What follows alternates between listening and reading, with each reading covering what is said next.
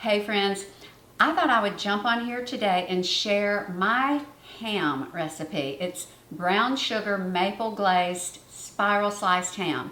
It sounds complicated, but y'all, there's no easier ham to make, and it really is delicious. And whether you only serve ham at the holidays or whether you like to carry sandwiches to tailgate or for parties, this is a ham that is very versatile and it's not too much, so you won't have a ton left over. First thing I want to talk about is the brand. This is very brand specific. I always use Kentucky Legend, and this is not an ad. They don't even know who I am, but I'm just showing you the brand that I love. Now, you want to get the spiral sliced. You will find Kentucky Legend whole hams and spiral sliced, but just make sure you get the spiral sliced. Also, get the hickory smoked. There's a black label, and I'm sure it's fine, but I always get hickory smoked, spiral sliced Kentucky Legend. Okay, now I'm going to show you, and the reason I'm wearing gloves is because there's some juices in the ham, and I'm going to be spreading some ingredients over it, but y'all, this is what the ham looks like. See, it's all already cut into perfect thin slices. That is a plus. I do not know why anyone would want to get a whole one, because then you have to slice it. Okay, and y'all, it couldn't be simpler. We're just gonna make this glaze. Starts with brown sugar, and then we've got maple syrup, and use real maple syrup. It's better if you do that than get pancake syrup, because that's not typically real maple syrup. This is Dijon mustard, and then these are the spices. These are cloves and nutmeg. You can use an allspice. Cloves are the ones that are really the most important because they go so well with ham. So anyway, you just mix this up. Super easy to mix up. You don't have to heat it. You just mix it up like this. Now, here you go. We've got the ham and the glaze. And we're just going to pour the glaze. And then I'm going to separate it as I pour, so that that glaze will get in between some of the slices. Okay, now you see I'm reserving just a little bit because we're going to use this at the very end. Now, if you will see, got a good coating of the glaze, and I just open up the slices, and y'all, this is where these gloves come in handy. You can just manipulate the piece of meat and then get the glaze on there. You don't have to be exact, but there you go. Now I'm going to take these off because I'm through spreading the glaze, and all I'm going to do is tint this ham. Now you could wrap it, but I just like to tin it, just create a little oven.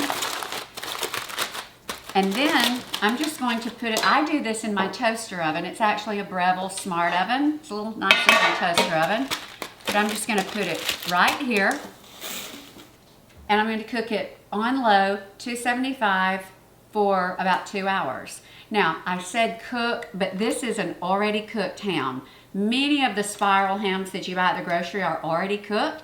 So when you say cook, you're basically you're heating it through, and you're letting all the spices and the seasonings of the glaze cook into the ham. So we're going to do that, and in about 2 hours, we're going to come back and we're going to use the rest of this glaze to make our crust. So stay tuned, and I will be right back. Okay, everybody, I want to show you the ham. It has just been slowly cooking on low in the wonderful juices. Now, when you open it, you can see that the juices have fallen down, which that is fine. And I will say, keep the juice. It's very, very yummy to pour over this. Now, You could eat it like this, but if you want that pretty crust, the glazed crust, you're going to use what we saved, and you're just going to pour it over. And this is going to make that beautiful magazine looking glaze. Now, you're going to want to rub it evenly with your hands. Now, you can, depending upon your oven, if your oven is super hot and unpredictable, you might want to do 475. Put it on the top rack. If you're pretty sure that you know how your broil works and you can watch it, you can put this on broil, but watch it because this will start caramelizing quickly, and in seconds it can go from caramelizing to burning, and you would not want to ruin this. So so basically what you're doing is you're going to put this on the top rack of your oven next to either 475 or broil, and I recommend just watching it. That way there's no room for error. And then it's going to caramelize, make that beautiful crust. So let me put it in my oven and I will check right back. Okay, everybody, the ham is ready. Now, it didn't get really crusty. Sometimes it'll get sugary, but what I do is either way, I pour these yummy juices over, and it just makes it have this very not golden, just a good exterior that looks super yummy. And of course, it looks so much better when it's on a beautiful plate.